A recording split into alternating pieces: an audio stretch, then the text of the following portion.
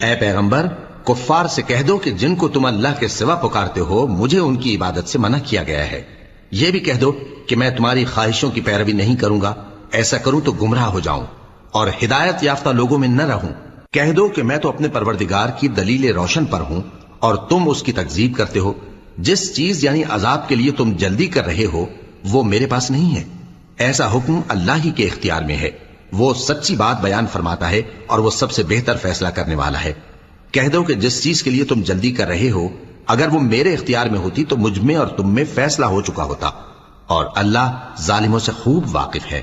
اور اسی کے پاس غیب کی کنجیاں ہیں جن کو اس کے سوا کوئی نہیں جانتا، اور اسے جنگلوں اور دریاؤں کی سب چیزوں کا علم ہے، اور کوئی پتا نہیں جھڑتا مگر وہ اس کو جانتا ہے، اور زمین کے اندھیروں میں کوئی دانہ اور کوئی ہری یا سوکھی چیز نہیں ہے مگر کتاب روشن میں لکھی ہوئی ہے۔